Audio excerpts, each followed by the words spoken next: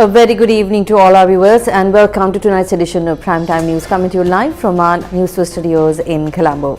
I'm Arundhati Mudanayaka. Let's start off with a look at the stories making headlines this evening.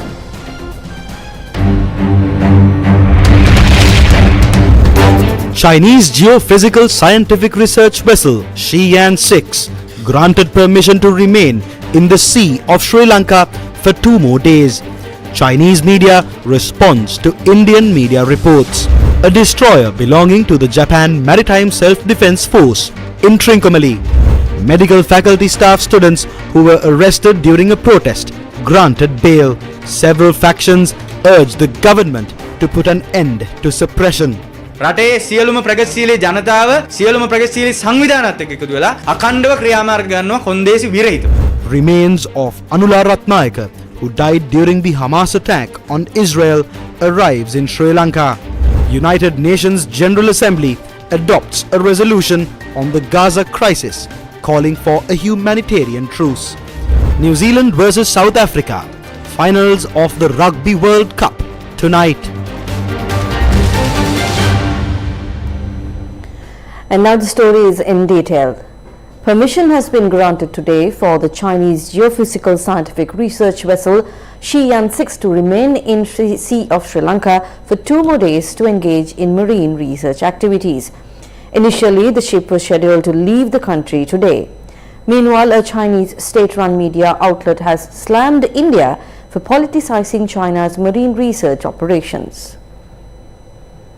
Quoting analysts, the Chinese-based outlet Global Times has condemned the politicizing of the activities of China's geophysical research ship by Indian media. According to the report, Indian media made sensational claims about an ocean-going geophysical research ship from China that docked at a port in Sri Lanka, adding that the claims merely serve India's regional strategy. Speaking to Global Times, the director of the research department at the National Strategy Institute, Qian Feng, has said, quote, "The ocean-going geophysical research ship from China is conducting scientific research in the Indian Ocean, but some Indian media deliberately linked it with military activities so far as to smear and demonize China's international image to serve its foreign policy of being tough on China." Unquote. He added, hyping the normal replenishment of a research ship will contribute to damaging the political mutual trust between the two countries, which is already lacking, and urged India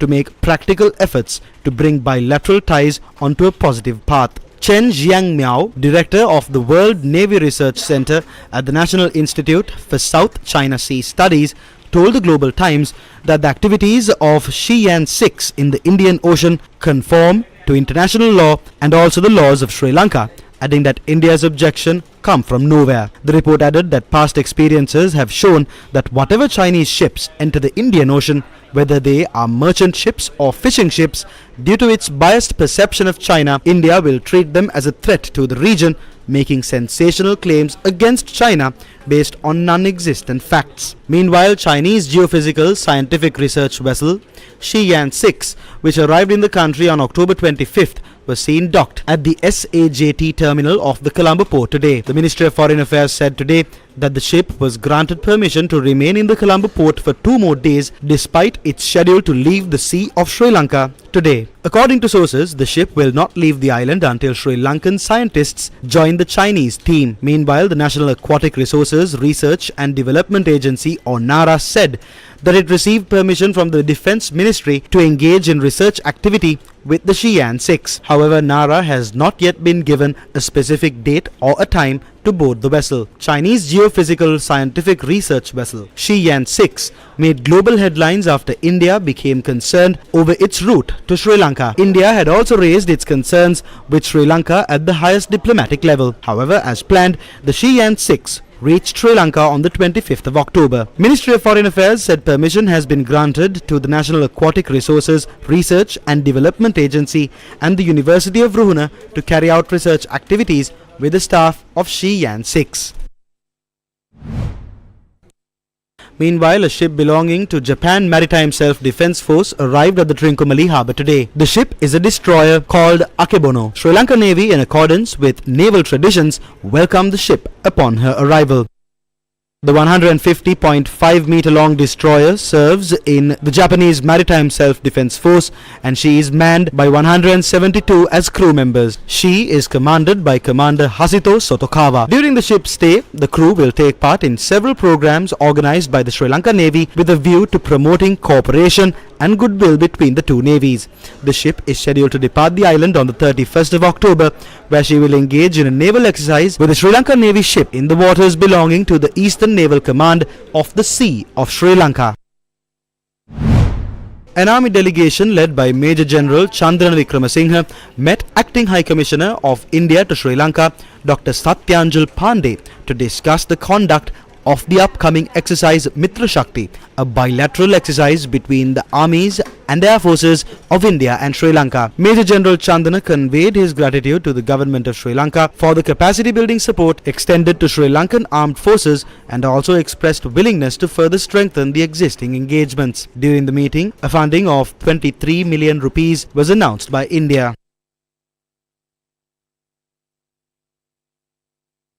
A public discourse regarding the fisheries resource of the Sea of Sri Lanka has arisen against a backdrop where the Prime Minister and the Minister of Foreign Affairs of Sri Lanka have stated that licenses will be given to Indian fishermen to engage in fishing in the Sea of Sri Lanka. To this day, Indian fishermen who encroach on Sri Lankan waters will be arrested and produced before the courts.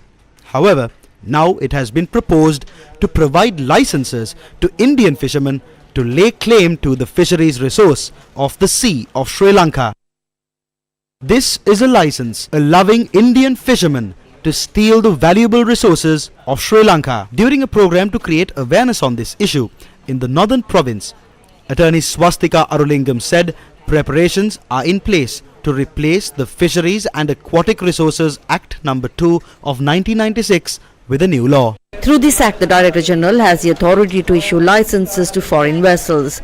A draft has been put forward according to which if someone who is engaging in the fisheries trade by entering the Sea of Sri Lanka in a foreign vessel commits a crime, and if our country does not have an agreement with the foreign country concerned, we will not be able to arrest the individual who committed the crime. The draft will also include terms and conditions to release vessels that are taken into custody in the Sea of Sri Lanka without a delay. Though they say that through the new act, they are able to protect marine resources, according to the gist of the act, Sri Lankan fishermen are limited to Sri Lankan waters, while access for the foreign vessels is limitless. Meanwhile, Kongeto the Great, a ship belonging to the Republic of Korea which arrived in the island on the 26th of this month, left the island today. Requirements to be met for carrying out duty-free retail trade or duty-free shopping mall operations in Colombo Port City have been gazetted by President Ranil Wickramasinghe in his capacity as the Minister of Investment Promotion. According to the Gazette notification, an investor must invest a minimum of $5 million to operate a duty-free retail business. It says that the investor should also have global experience in duty-free trade operations. The Gazette notice also says that an investor must invest a minimum of $7 million in order to operate a duty-free shopping mall business.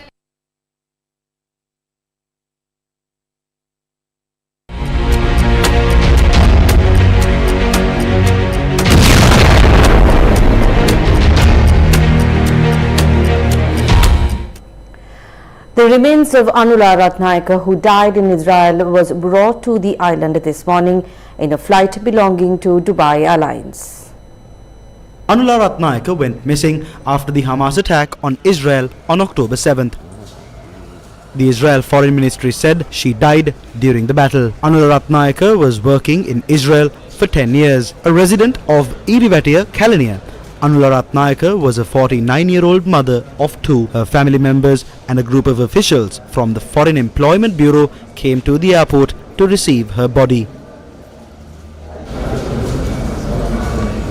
The embassy and the Foreign Employment Bureau are taking steps to direct the allowances and payments given by the Israeli government to Anula Ratnayaka's family. We express the condolences of the Foreign Employment Bureau and the Sri Lankan embassy. අනුතරව තෙහේ රැගෙන ගියේ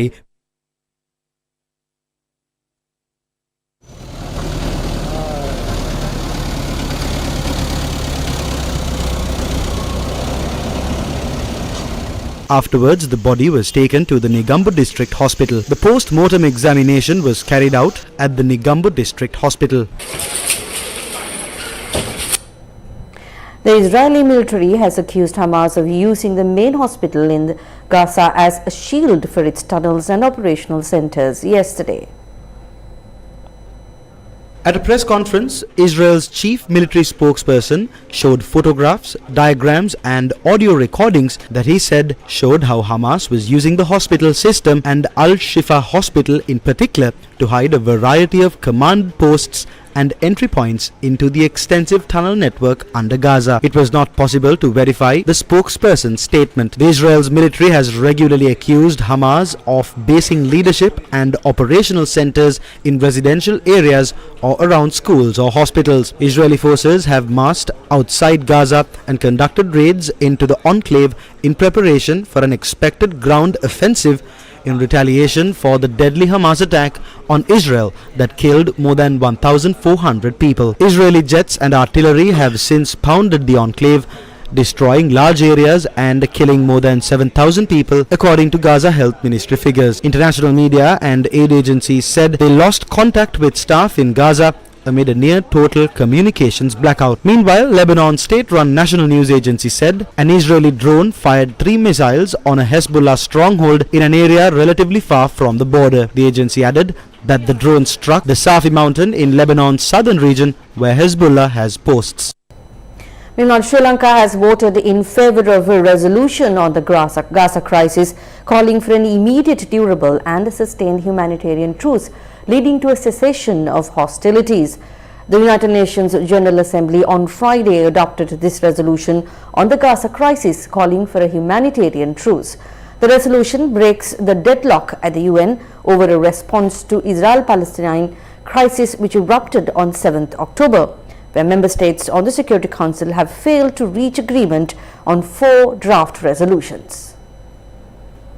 In the resolution, protection of civilians and upholding legal and humanitarian obligations, the Assembly also demanded that all parties, quote, immediately and fully comply, unquote, with obligations under international humanitarian and human rights laws, particularly in regard to the protection of civilians and civilian objects. It also urged the protection of humanitarian personnel and humanitarian facilities and assets, and to enable and facilitate humanitarian access for essential supplies and services to reach all civilians in need in the Gaza Strip. Furthermore, the resolution called for rescinding of the order by Israel, the occupying power, for Palestinian civilians, UN staff and humanitarian workers to evacuate all areas in the Gaza Strip north of Wadi Gaza and relocate to the south. The General Assembly also called for the immediate and unconditional release of all civilians being illegally held captive, demanding their safety, well-being and humane treatment in compliance with international law.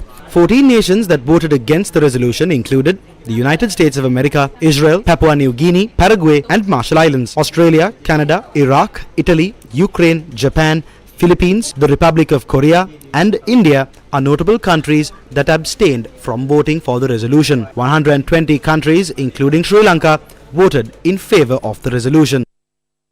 Consular Affairs Division of the Ministry of Foreign Affairs in Colombo has set up 2 emergency hotline mobile numbers for Sri Lankan nationals to contact the Ministry of Foreign Affairs and to seek any assistance in connection to the present conflict situation in the Middle East. The hotline telephone numbers are as follows: 0094 711 757 536, 0094 711 466 585. In addition, the Consular Affairs Division of the Ministry of Foreign Affairs could be contactable during regular office hours via the landline telephone number 9411 233 8837 and email repatriation.consular@mfa.gov.lk. All Sri Lankans are advised to exercise utmost caution, avoid travelling to areas affected by conflict and keep in constant contact with the Sri Lankan mission in Tel Aviv and Ramallah in Palestine in case of any emergency.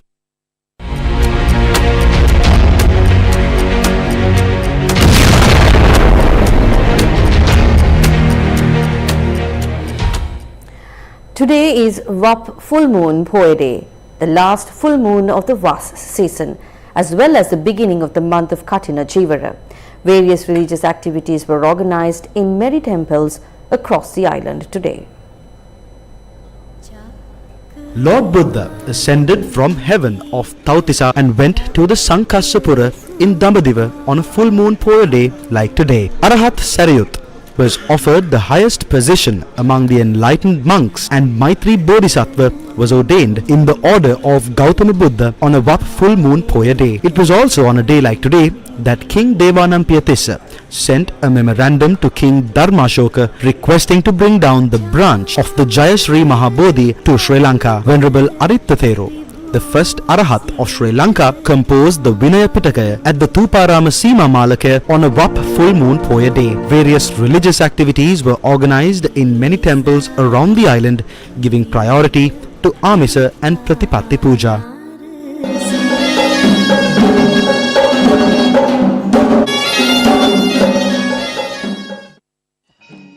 The Sirasa Namami program was held centering the Sri Bimbarama Viharya in Kadavata. The program commenced after observing the 8 precepts.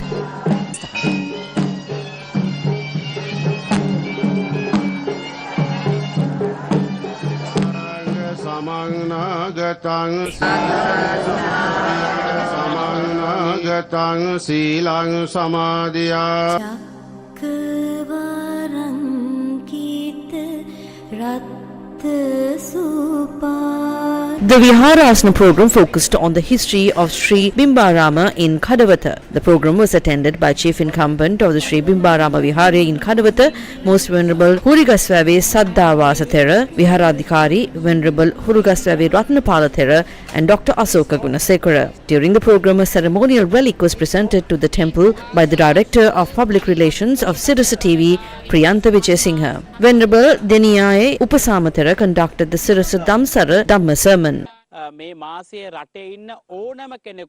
Afterwards, Sannasa Katikawa, a discussion on the development of the Buddha Sasana was held. The Turunusita Dhamma discussion was held under the auspices of Sagama Anamodasi Thera, while prominent orator Akila Vimanga also attended the program. The Satpyum program was held today under the auspices of Venerable Moravati Subodhi Thera and renowned film and teledrama actor Jayant Chandasri. It was also attended by Vasanta Dugga Narala and senior lecturer at the University of Kalaniya, Dr. Iromi Aryaratna. වගේ කෘතියක් පරිහරණය කරලා බැලුවොත් හොඳට පැහැදිලි වෙයි උන්වහන්සේ කොහොමද අඩියෙන් අඩිය අපේ ශාසනය ගොඩ නැගුවේ ඒකත නලවාලා මගමල් ගන්වාලා. Thereafter, the program Podisadu Genahana was held. The Poya Day program ended with the Gilanpasa Puja, which was held with the attendance of Venerable Manakanure Panyasara Thera.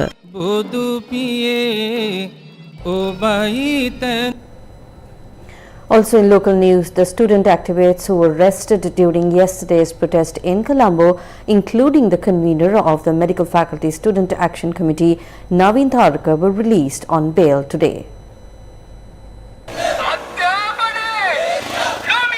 Tear gas and water cannons were fired on protests near Colombo Town Hall last afternoon, where a group of student activists, including the convener of the Medical Faculty Student Action Committee, Naveen Tharaka, were arrested. They were presented to the number 7 Hulsdorf Chief Magistrates Court today. They were released on a personal bail of 100,000 rupees each.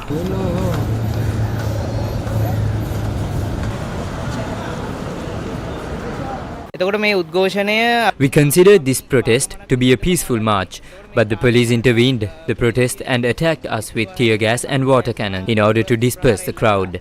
We would like to tell the government that if they do not remove the plan of private medical universities, we as Sri Lankan student unions are ready to fight against it in the future as well. A protest was held opposite the Open University in Navala against the attack on student activists, including the convener of Medical Faculty Student Committee, Naveen Tharaka, and the privatization of educational institutions. The protest was organized by the Medical Faculty Students Action Committee. Naveen, the convener of the Faculty of Medicine Student Union Committee, was attacked and arrested during that protest. We would like to point out that we will not allow the government to sell educational institutes.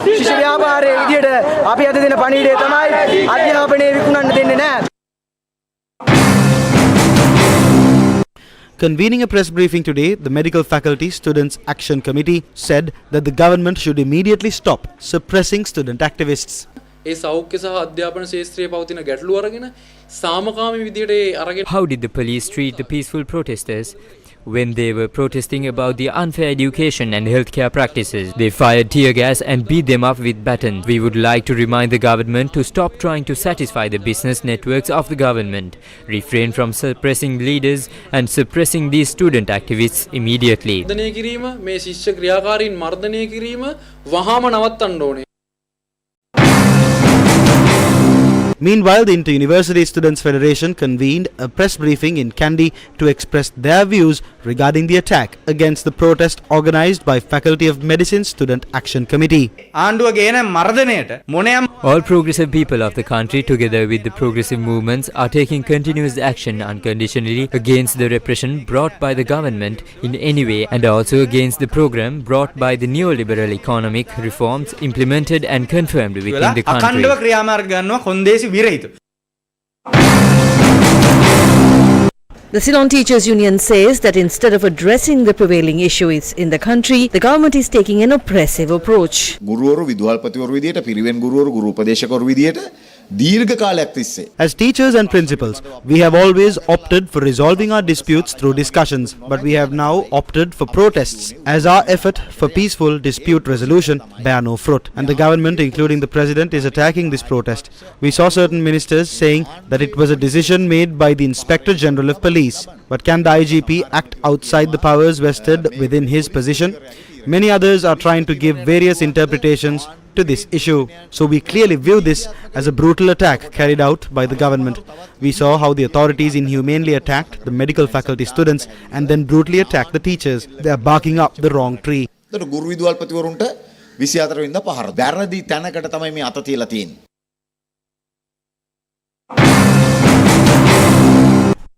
UNP MP Wajra Abewardhan expressed the following views regarding trade union actions and trade union struggles. All professionals in the country are being questioned by both private and public sectors. Everybody, including all of you, have problems in this country. There is nothing that trade unions can do in this situation. It is only another burden to the country. Therefore, all trade unions should support this bankrupt nation to get back on her feet. We do not need new slogans and banners to know anything new. It is already a bankrupt nation and a country that is undergoing an economic crisis. So banners are not necessary, as the public is aware. I believe that the process for it is regretful. If someone is commencing a trade union action at this time, then how will these problems get solved? තුල කවුරු හරි වෘත්තීය සමිති ක්‍රියාමාර්ගයකට යනවා නම් කොහොමද ඒක විසඳන්නේ? Meanwhile, several health trade unions are gearing up to carry out trade union actions again. 2016 පස්සේ රාජ්‍ය සේවකයන්ට කිසිම දෙයක් ලබා දෙන්නට කිසිම රජයකට පුළුවන් කමක් ලැබුණේ නැහැ. නොවැම්බර් මාසේ After 2016, the government was not able to provide anything to the state sector employees. We expect a salary increment of 20,000 rupees from the November budget. We held a discussion at the Ministry of Health on the 26th, but we could not come up with any positive solutions.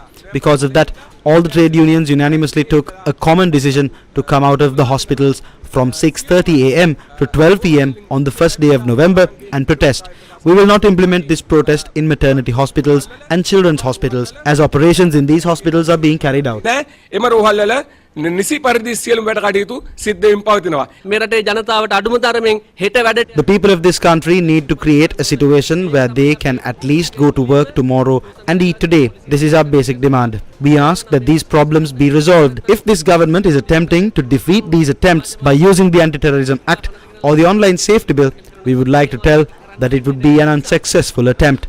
Therefore, we are telling the government not to cut their tenure short and to provide sufficient solutions for these issues. This is an issue that directly concerns the lives of the people of this country. ආයුෂ අඩු කරගන්නේ නැතුව වහාම මේ ප්‍රශ්න විසඳන්න මේක ජීවත් වීම පිළිබඳ ප්‍රශ්නයක්. Black flags were raised in the Gelioya Karamada Sri Veluvanarama temple to protest against increase in electricity bill. The chairman of the Kandurata Savibala Foundation, Venerable Galahas Sri Sumanathera, and the donor council raised black flags at the temple to protest. Today we symbolically raised these black flags and initiated the Katina Pinkama in an endeavour to express our protest against these illusory rulers by protesting against the government. If the government does not meet our demands regarding the electricity bill, we will initiate an island-wide protest. Christmas will be in the dark. If this government is still in power by the time Vesak and Poson comes around, this country may be in complete darkness. Newsfirst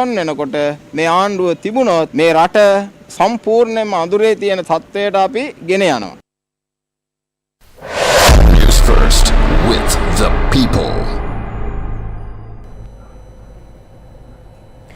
The chief representative of German industry and commerce in Sri Lanka met with the opposition leader Sajid Premadasa today. The meeting between the opposition leader and the chief delegate of German industries and commerce in Sri Lanka, Marie Antonia von Schönborn, was held at the office of the opposition leader. We value German investments. We value foreign direct investments that have emanated from Germany, and we would like to encourage you to do more. Sri Lanka could be a gateway for German businesses to penetrate into other markets, because we have an advantage of having established a variety of free trade agreements. Sri Lanka could be a kind of a entry point as far as accessibility to other markets.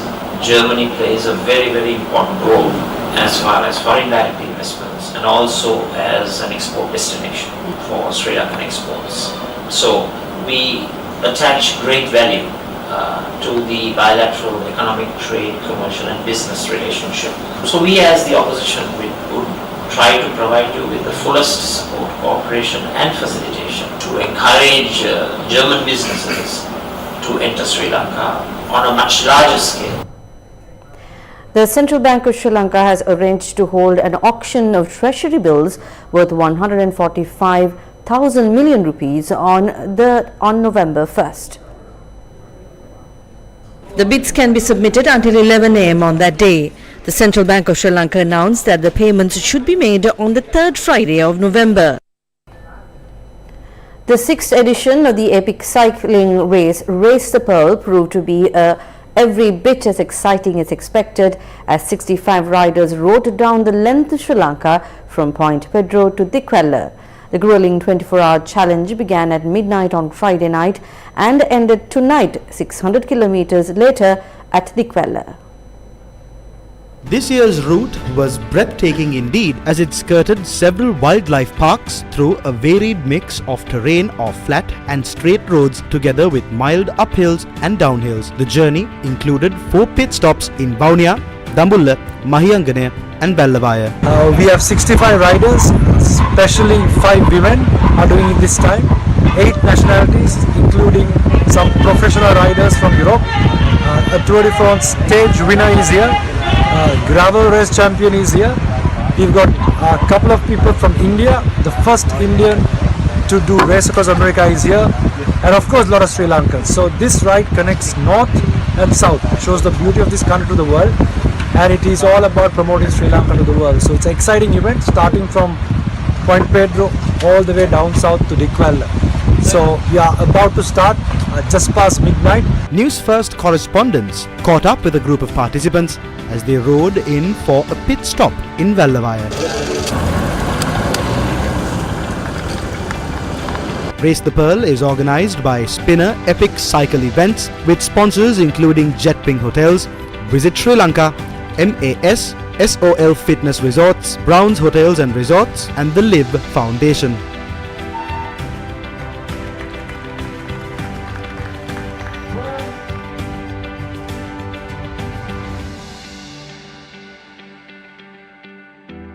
Yes 101 is the proud media partner of the event.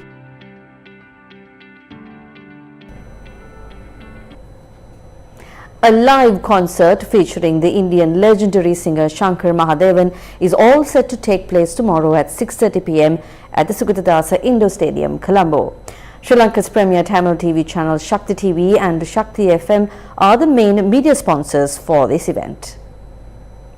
The legend Shankar Mahadevan live in concert will be held tomorrow at 6:30 p.m. at the Sugadadasa Indoor Stadium, Colombo. Singer Shankar Mahadevan has arrived in the country to entertain Sri Lankan music fans with his voice. This grand concert is organized by RI Entertainment and will feature many South Indian singers. Sri Lanka's premier Tamil station Shakti TV and Shakti FM are the proud media sponsors of the event. The concert will be held under the media patronage of M Entertainments.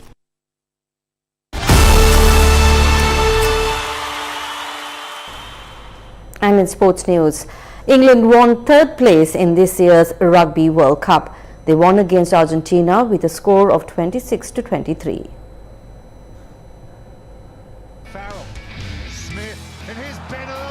In the first half of the match held at the Stade de France Stadium, England took the lead with 16 to 10 points. They scored a try, a conversion and 3 penalties. Meanwhile, Argentina scored a try, a conversion and a penalty in the first half.